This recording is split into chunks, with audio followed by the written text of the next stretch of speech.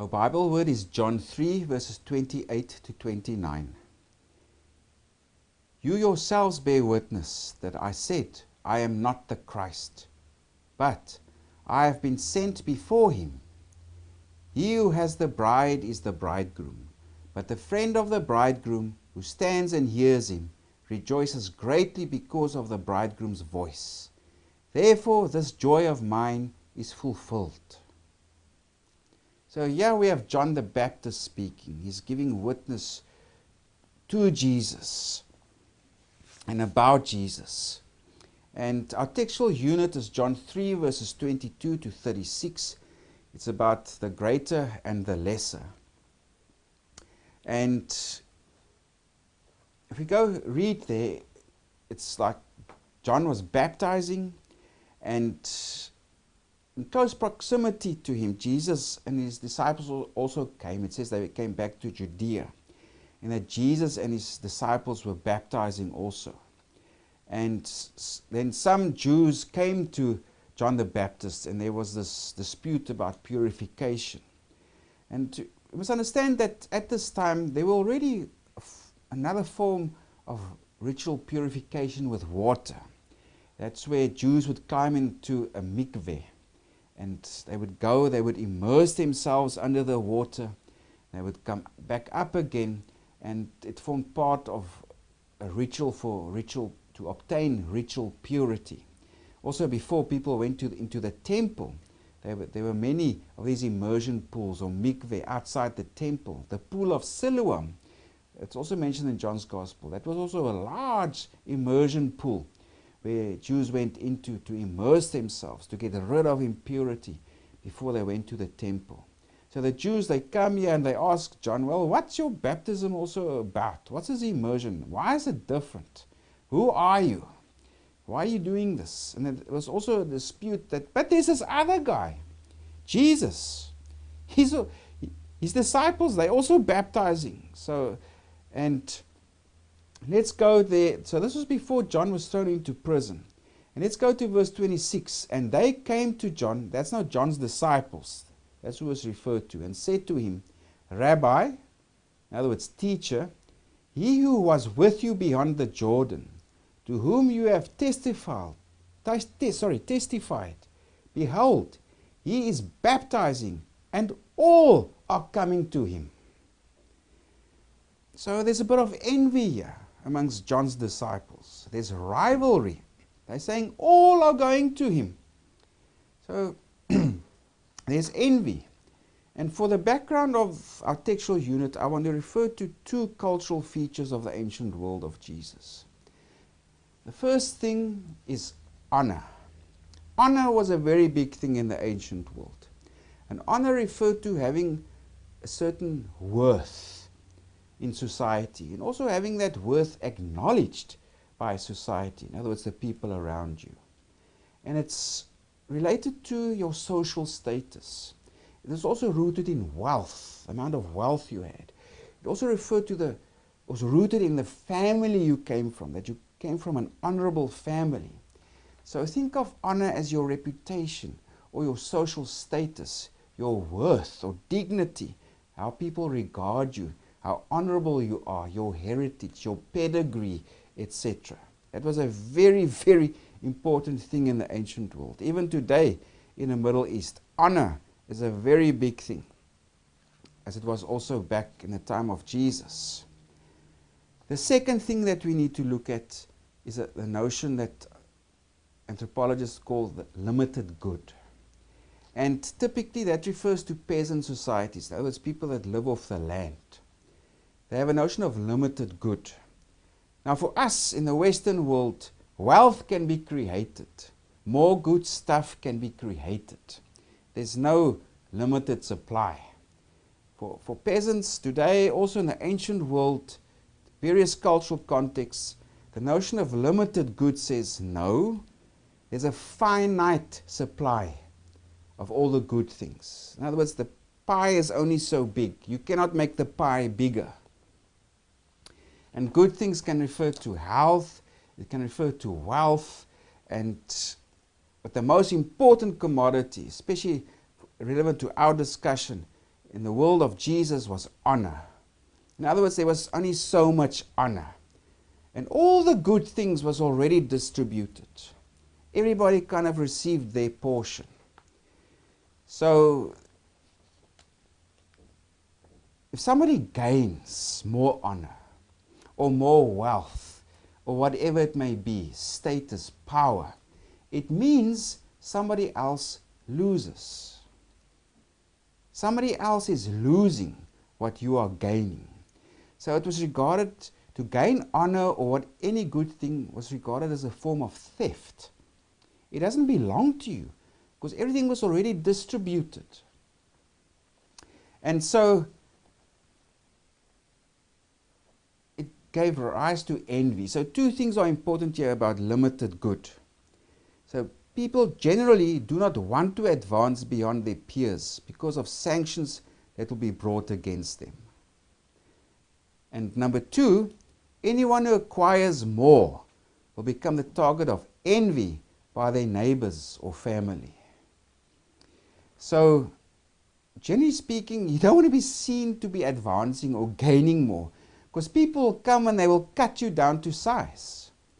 Somehow there will be retribution against you. And there were different forms how this envy or retribution was expressed. It was through ostracism. People will exclude you. Or gossip and slander, giving you a bad name. Feuding, litigation. The evil eye, it was a form of witchcraft where people want to inflict harm on you or even kill you through the evil eye. And lastly, also murder.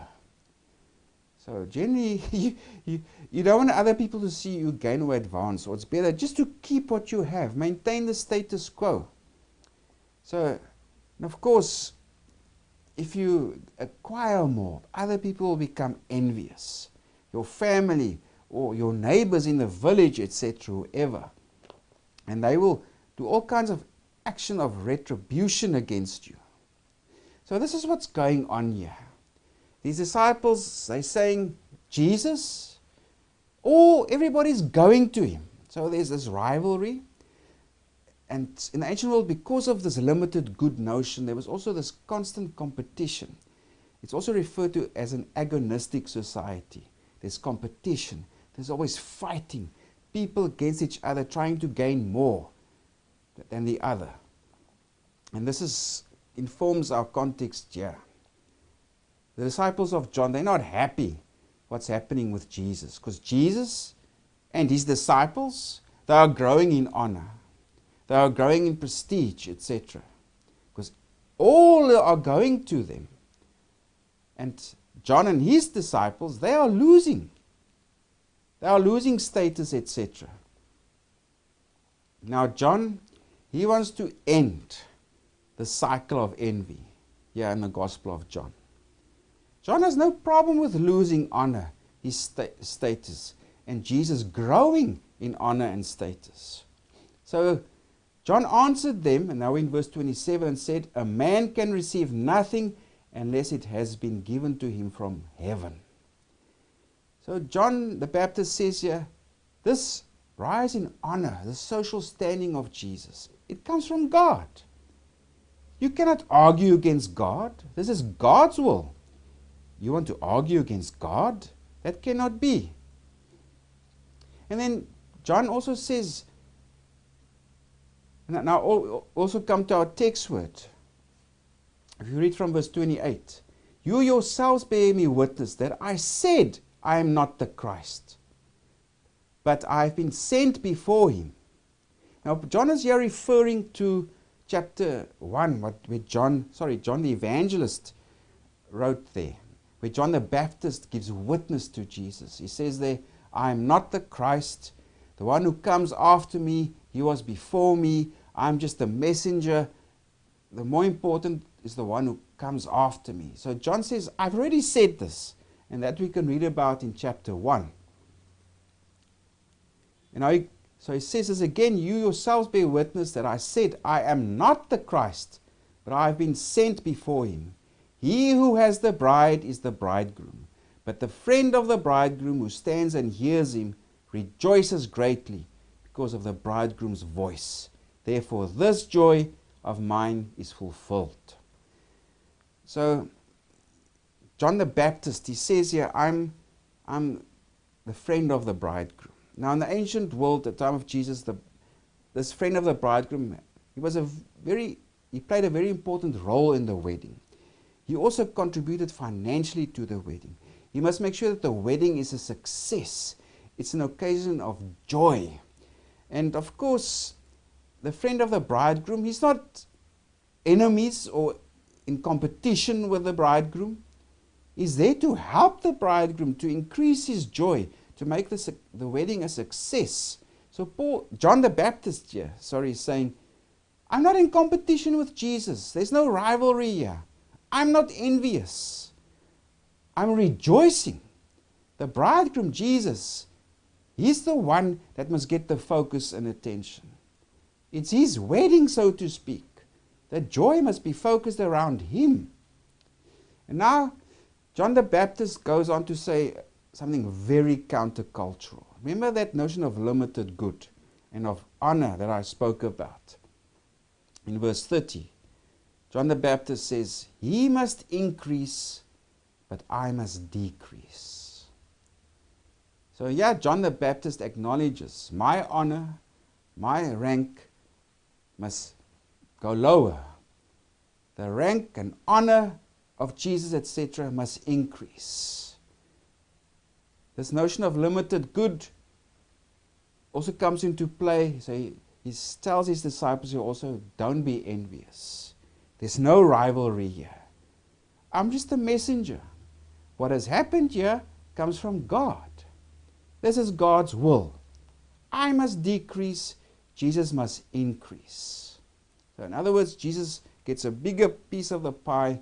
John, he gets a smaller and smaller and smaller piece of the pie. Eventually, it disappears to a degree. And John says, I'm happy with that. I rejoice at the voice of the bridegroom. I'm happy when this is happening with Jesus. He's increasing. Everybody is coming to him to be baptized. The reason the evangelist is here speaking again of John the Baptist is probably because that there were some people in Ephesus. Remember the Johannine community, it's speculated that they were based in Ephesus. And there were some in Ephesus who were also followers of the Baptist. And they held John the Baptist in very high esteem. But they probably also rejected Jesus, and while accepting John the Baptist as a prophet.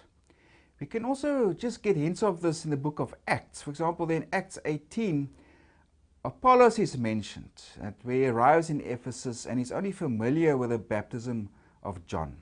And also in chapter 19, Paul arrives in Ephesus, and there's a mention made of disciples. Now scholars say that these disciples are not disciples of Jesus, but of John the Baptist. So there must have been quite a strong Baptist movement in Ephesus, or many followers of him in Ephesus. And these clashed with Christians, followers of Jesus. The followers of the Baptists would have said, no, he is more important, he's a prophet of God. And they said, well, Jesus is nothing, and he's inferior to John, whoever he was. And it's also important to know that the movement of John the Baptist existed well into the 4th century. So the movement of John the Baptist, that continued as an independent movement from Christianity. And there were still many followers of John the Baptist. So yeah, the evangelist, again, he speaks about John the Baptist also as a form of polemics against his followers at the time of writing. Also to say, no, Jesus, he's the one that John the Baptist spoke about and prepared the way for. And of course, John the Baptist continues. He also gives a discourse or a speech, so to speak, because he speaks of Jesus coming from above, and his testimony is from above. You cannot compare that to someone who comes from the earth, because Jesus, he knows the Father. He speaks about the Father. He reveals things coming from above.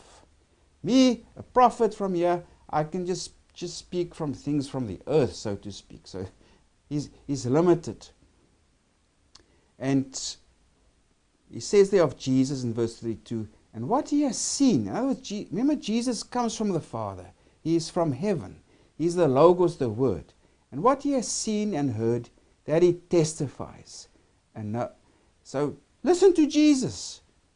This is the important thing. The Father loves the Son in verse 35 and has given all things into his hand.